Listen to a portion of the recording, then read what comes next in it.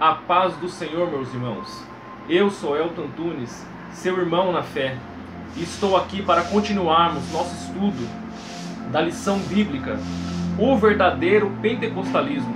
A lição de hoje é a lição de número 12, que tem como título A urgência do discipulado. Quando falamos em discípulos, meus irmãos, estamos falando em pessoas que seguem, que buscam, não em pessoas que decoraram ou que memorizaram certos textos. Não é apenas o saber, o conhecer, mas é o viver. Não é apenas a aquisição de conhecimento, mas sim de experiências com Deus, de relacionamento íntimo com o Criador. O discípulo também não é uma pessoa que está presa a um sistema, que está presa às fórmulas fixas, mas é alguém que vive intimamente ligado com Cristo. É uma pessoa que é livre para caminhar. É uma pessoa que é livre do mundo. Por isso, o discípulo ele não deve buscar andar mais no homem carnal, mas sim no homem espiritual. Essa vivência no homem espiritual que é o verdadeiro discipulado, que é o estar em Cristo. O discípulo também não é uma pessoa que faz barganhas, que faz trocas para receber algo de Deus, mas é alguém que serve com amor, que serve com devoção. Não é uma pessoa que pratica rituais vazios e sem sentido, mas é uma pessoa que tem uma devoção, que serve em amor. E é por tudo isso, meus irmãos, que temos a urgência do verdadeiro discipulado no mundo hoje. Se você está gostando desse conteúdo, meu irmão, se inscreva em nosso canal, ative o sininho das notificações, deixe o seu like, nos ajude a levar essa mensagem a outras pessoas. No texto áureo temos o versículo: portanto, ide e ensinai todas as nações, batizando-as em nome do Pai, do Filho e do Espírito Santo. A verdade prática: chamamos de discípulos na fé o aprendizado de um discípulo por meio de seu mestre, da igreja, para ajudar a desenvolver o seu crescimento espiritual. A leitura bíblica em classe, meus irmãos, se encontra em Mateus no capítulo 28, do 16 ao 20, e também em Atos, no capítulo 2, do 42 ao 47. Leiamos então, meus irmãos. Mateus 28. E os 11 discípulos partiram para Galileia, para o monte que Jesus lhe tinha designado. E quando o viram, o adoraram, mas alguns duvidaram.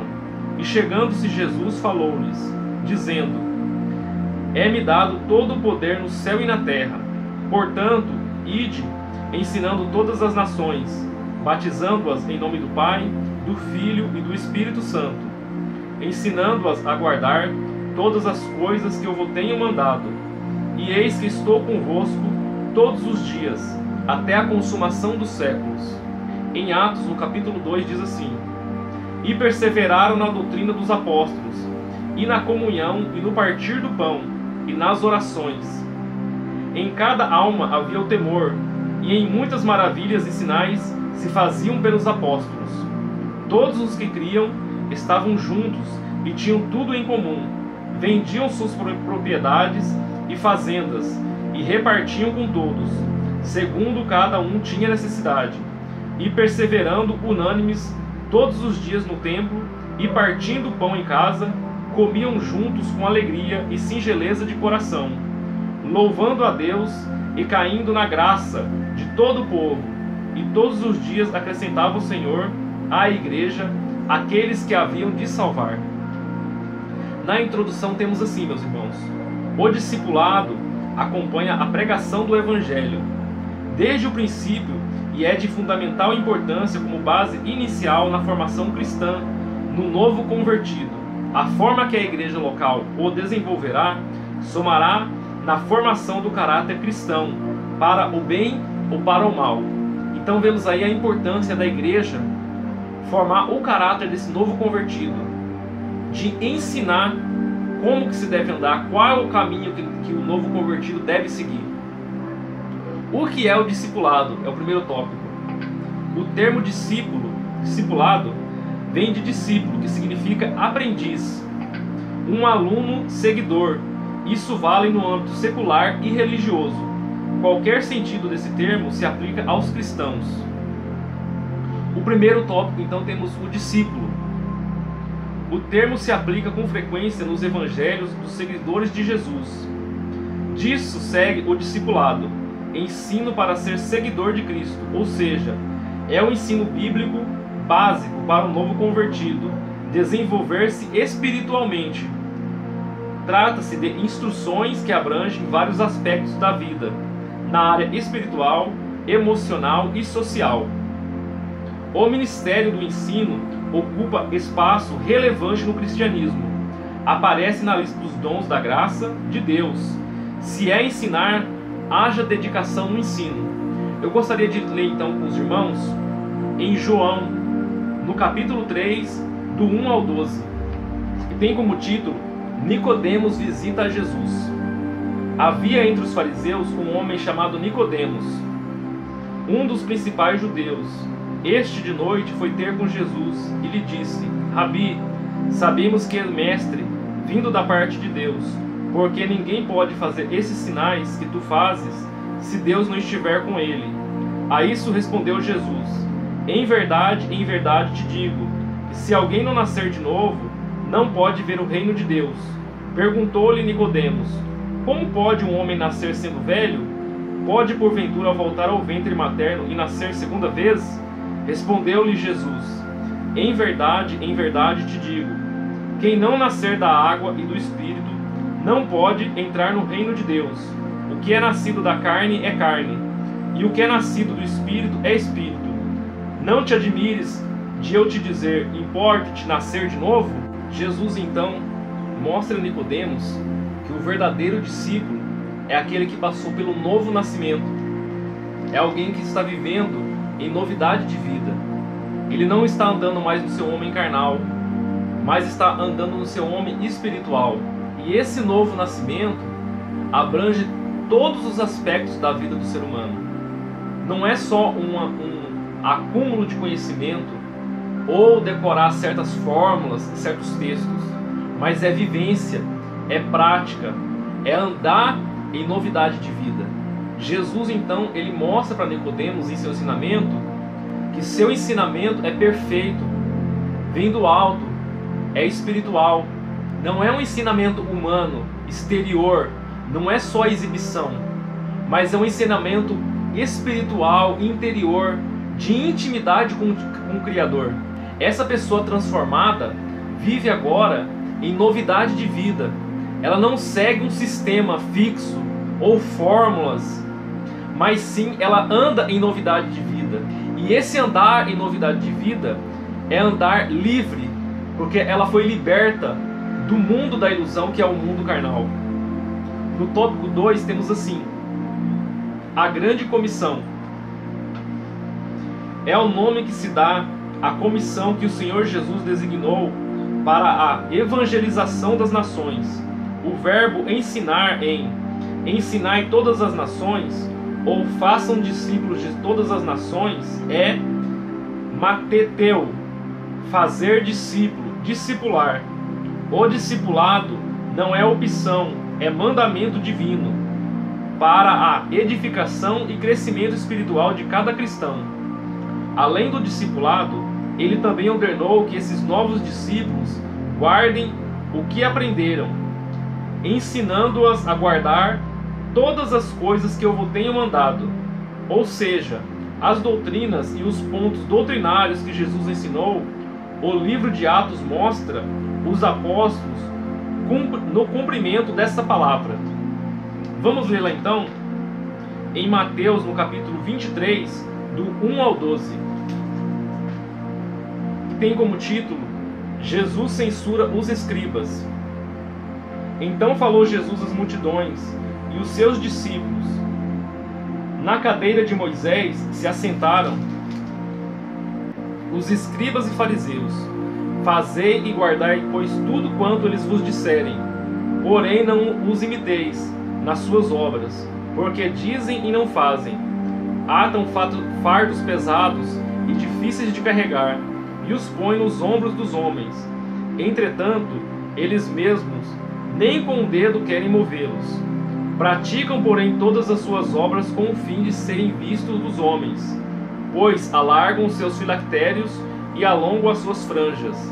Amam o primeiro lugar nos banquetes e as primeiras cadeiras nas sinagogas, as saudações nas praças e os serem chamados de mestres pelos homens. Vós, porém, não sereis chamados mestres, porque um só é o vosso mestre, e vós todos sois irmãos. Ninguém da terra chamei vosso pai, porque só um é o vosso pai, aqueles que está nos céus. Nem sereis chamados guias, porque um só é o vosso guia, o Cristo. Mas o maior dentre vós será o vosso servo. Quem a si mesmo se exaltar, será humilhado, e quem a si mesmo se humilhar, será exaltado. Vemos então que Jesus, ele mostra que o objetivo do discipulado não é farisaico, não é exibição ou mostrar para outra pessoa o que ela faz, não é viver em um sistema fechado, não é uma busca por ascensão social, não é uma busca por acúmulo de dinheiro ou cargo, nem muito menos é uma observação de rituais ou de tradição. Esses ensinamentos também que Jesus passa não é para dominar, não é para explorar o próximo, mas sim é para servir, para ajudar o outro em amor. Continuando então, no tópico 3 temos a educação cristã. A doutrina dos apóstolos está dentro do corpo doutrinário que Jesus ensinou aos seus discípulos durante o ministério terreno, e que depois o Espírito Santo se encarregou de orientá-los. O currículo de qualquer um dos nossos cursos teológicos constam diversas disciplinas sobre Deus e Jesus, o Espírito Santo e a Trindade, sobre os anjos, o homem e o pecado, sobre a expiação e a salvação, sobre a morte e a ressurreição dos mortos, sobre a sua vinda e a igreja. Jesus falou e ensinou sobre tudo isso e muito mais, como a teologia prática, a ética, aquilo que o cristão deve praticar no seu dia a dia. O ensino nesse contexto pode se referir também aos cursos de teologia. Vamos lê-la então em Filipenses, no capítulo 3, do 4 ao 9. Bem que eu poderia confiar também na carne. Se qualquer outro pensa que pode confiar na carne, eu ainda mais, circuncidado ao 8º dia, da linhagem de Israel, da tribo de Benjamim, hebreu de hebreus, quanto à lei, fariseu, quanto ao zelo, perseguidor da igreja, quanto à justiça que há na lei, irrepreensível. Mas o que para mim era lucro, isso considerei perda, por causa de Cristo. Sim, deveras considero tudo como perda, por causa da sublimidade do conhecimento de Cristo Jesus, meu Senhor, por amor do qual perdi todas as coisas e as considero como refúgio para ganhar a Cristo. Nessa parte, então, Paulo está contando que tudo aquilo que ele servia antes, todo aquele sistema que ele andava preso, ele se libertou e considerou aquilo como refúgio, como lixo. Paulo também diz que o aprendizado cristão, que o discípulo, ele anda pela fé, ele não anda pela lei. É diferente o agir e o pensar cristão. A educação cristã é em misericórdia e amor. Não é uma ação punitiva e severa, igual às outras religiões e tradição. Nos ensinamentos cristãos também, nós não somos salvos apenas pelo ouvir ou decorar certos ensinamentos, mas sim nós devemos viver esses ensinamentos, devemos andar de acordo, é ação, é viver esses ensinamentos. Nesse exemplo, então, Paulo está mostrando que ele observava todos esses ensinamentos, mas que essa observação era vazia, era sem sentido. Já a observação cristã é diferente, é uma observação que produz vida, que é feita em verdade. No tópico 2 temos o tripé do discipulado: palavra, comunhão e serviço. Essa trilogia, palavra, comunhão e serviço, era a marca da igreja de Jerusalém logo após o Pentecostes. Isso influenciou a maioria das igrejas, de todos os lugares e em todas as épocas, e continua valendo atualmente. Palavra. A autoridade das Escrituras é singular e única, pois a sua fonte é o próprio Deus. Elas foram faladas primeiramente pelos profetas do Antigo Testamento e depois pelos apóstolos do Novo Testamento. Os primeiros discípulos perseveraram na doutrina dos apóstolos. Isso quer dizer que eles continuavam no aprendizado sob o comando dos apóstolos. Esse ensinamento se baseava tanto nas Escrituras quanto na própria experiência dos apóstolos, os quais receberam a revelação diretamente de Jesus durante o seu ministério terreno e depois de Pentecostes do Espírito Santo. Na atualidade não temos os apóstolos em pessoa conosco. No entanto, eles ainda nos ensinam pela palavra de Deus, a Bíblia. Vamos ler então em 2 Timóteo, no capítulo 3, do 14 ao 17, que tem como título A inspiração, valor e utilidade das Escrituras. Tu, porém, permanece naquilo que aprendestes e de que foste inteirado, sabendo de quem o aprendeste e que desde a infância sabes as sagradas letras, que podem tornar-te sábio para a salvação pela fé em Cristo. Toda a Escritura é inspirada por Deus e útil para o ensino, para a repreensão, para a correção, para a educação na justiça, a fim de que o homem de Deus seja perfeito e perfeitamente habilitado para toda boa obra. Paulo, então, está falando a Timóteo para permanecermos na palavra, não sairmos dela, de sua doutrina, de seus ensinamentos, pois a palavra ela adverte, ela educa, ela ensina, ela exorta, ela é perfeita em todas as áreas humanas, ela capacita para toda boa obra, ela também é muito útil contra os falsos mestres, as falsas doutrinas. Então, quando aprendemos algo de Cristo, ficamos então conhecedores da verdade, qual é o caminho que devemos seguir. A palavra também aponta ao Criador, aponta a Cristo. Tópico 2. A comunhão. Ter tudo em comum e partilhar da mesma crença é comunhão. A palavra grega, kainonia, comunhão, significa compartilhar ou participar mutualmente de algum evento comum ou acordo. No Antigo Testamento, a ideia de comunhão diz respeito ao relacionamento da pessoa com o seu próximo, e nunca com o ser humano com Deus. Embora Abraão tenha sido chamado amigo de Deus e Moisés tenha falado com Deus face a face, eles não provaram a mesma comunhão com Deus como os crentes da nova aliança. A comunhão no cristianismo envolve tanto o relacionamento entre os irmãos, como também com o Pai, com o Filho e com o Espírito Santo. No tópico 3 também temos a comunhão com a igreja. A igreja de Jerusalém, logo nos primeiros dias, deu ao mundo uma lição de kainonia, que o texto sagrado diz que não se trata apenas de compartilhar algo, mas também de unidade. Coração diz respeito ao centro da vida, a mesma inclinação. Alma é de sede das emoções, fala dos mesmos afetos e sentimentos. Todos os crentes tinham o mesmo propósito, a mesma esperança, servindo ao mesmo Senhor.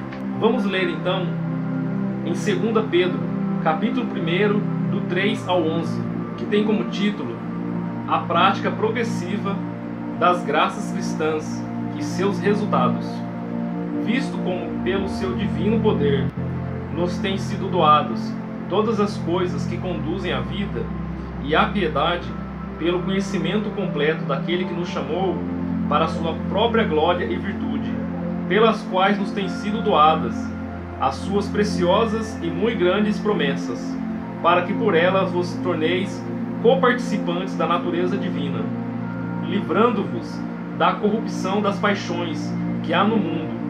Por isso mesmo vós, reunindo toda a vossa diligência, associai com a vossa fé a virtude, com a virtude o conhecimento, com o conhecimento o domínio próprio, com o domínio próprio a perseverança, com a perseverança a piedade, com a piedade a fraternidade, com a fraternidade o amor, porque essas coisas, existindo em vós e em vós aumentando, fazem com que sejais nem inativos, nem infrutuosos, no pleno conhecimento do nosso Senhor Jesus Cristo.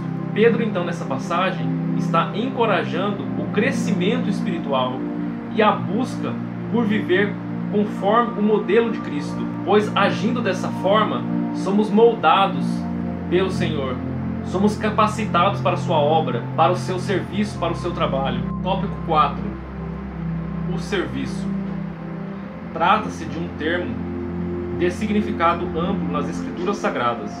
O termo visto isoladamente quer dizer um trabalho realizado para alguém ou algo, seguindo as suas instruções. O termo no Antigo Testamento se relaciona, na maioria das vezes, aos sacerdotes no santuário e também a qualquer pessoa temente a Deus. Na primitiva igreja de Jerusalém, o serviço cristão está representado sumariamente na perseverança do ensino dos apóstolos, na comunhão, no partir do pão e nas orações. É isso que Deus espera de cada um de nós, no cumprimento da grande comissão. Vamos ler então, lá em Timóteo, capítulo 2, dos versículos 1 ao 7. Tu, pois, meu filho, fortifica-te na graça que está em Cristo Jesus. E o que de minha parte ouviste, através de muitas testemunhas, isso mesmo transmite aos homens fiéis e também idôneos, para instruir a outros. Participa dos meus sofrimentos como bom soldado de Cristo Jesus. Nenhum soldado em serviço se envolve com negócios dessa vida, porque o seu objetivo é satisfazer aquele que o arregimentou. Igualmente, o atleta não é coroado se não lutar segundo as normas. O lavador que trabalha deve ser o primeiro que participa dos frutos.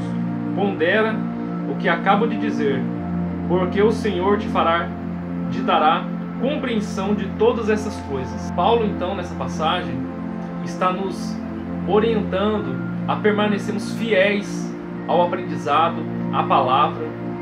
O discipulado deve ser assim, deve se permanecer firme, fiel naquilo que ele aprendeu. Paulo também está falando da vida sincera e devocional ao Criador. O verdadeiro discipulado é aquela pessoa que se consagra a Cristo, se consagra a sua vida a viver segundo os ensinamentos cristãos. Tópico 3. O discipulado e o crescimento sadio da igreja. A igreja precisa do processo do discipulado para cumprir o propósito da grande comissão. Não se trata de opção, é a ordem de Jesus para edificação e crescimento espiritual de cada cristão. O crescimento espiritual, o processo do discipulado, tem por objetivo instruir o novo convertido sobre os vários aspectos da vida cristã. Todas as pessoas que vêm a Cristo precisam ser discipuladas. Isso porque elas se tornaram novas criaturas e passam a viver uma nova experiência. Elas precisam ser ensinadas para o seu crescimento espiritual e amadurecimento na fé. Crescei na graça e conhecimento do nosso Senhor e Salvador Jesus Cristo. Esse é o crescimento espiritual sadio. Vamos ler então 2 Pedro, no capítulo 3, o versículo 18, que diz assim: Antes crescei na graça e no conhecimento de nosso Senhor e Salvador Jesus Cristo. A Ele seja dada a glória, tanto agora como no dia eterno. Esse conhecimento que Pedro está falando não é só um armazenamento de conteúdo, mas sim vivência e experiência com Jesus. É uma experiência que é contínua, que é progressiva. Quanto mais vamos nos relacionando com Cristo, mais nossa vida é transformada, mais nossa vida é mudada, porque a verdade corrige a nossa vida. Tópico 2. O crescimento numérico. O processo do discipulado proporciona à igreja, além do crescimento espiritual, o crescimento numérico. Note que o propósito da terceira viagem do apóstolo Paulo não foi para plantar igrejas locais, mas para discipular e ensinar as igrejas de Éfeso, formar e treinar os obreiros para a seara do Senhor. Ele ficou ali durante 3 anos, o exemplo da igreja de Antioquia. O público da igreja de Antioquia era gentio, identificado como os gregos. Os apóstolos de Jerusalém enviaram Barnabé para discipulá-los. Ao se deparar com um grupo de gregos convertidos, ele concluiu que ninguém seria melhor do que Saulo para ensinar esses novos crentes de costumes estranhos. Barnabé não hesitou em buscá-lo em Tarso para essa nobre tarefa. Eles discipularam a igreja durante um ano inteiro.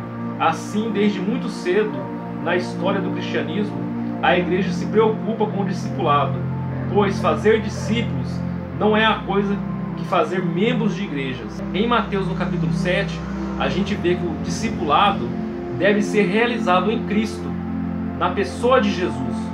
O discípulo, então, ele deve se parecer com o seu Criador, ele deve se parecer com Cristo, seguir as suas orientações, seguir os seus caminhos, sua doutrina. Em Mateus, no capítulo 7, a gente vê que as casas poderiam parecer iguais, mas quando veio a chuva, quando veio as dificuldades, é que a gente vai ver, vai perceber qual casa foi construída na rocha.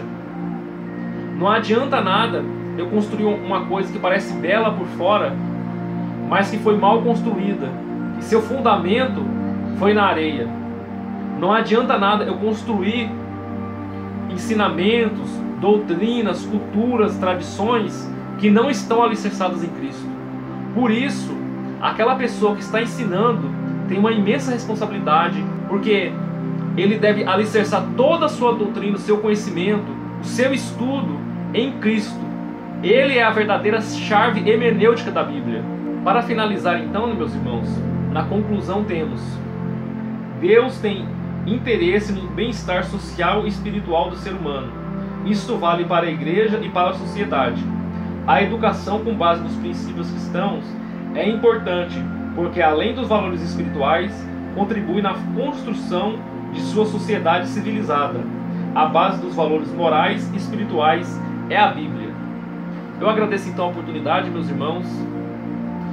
Se você gostou desse ensinamento, se você gostou desse estudo, se inscreva em nosso canal, ative o sininho das notificações, dê o seu like.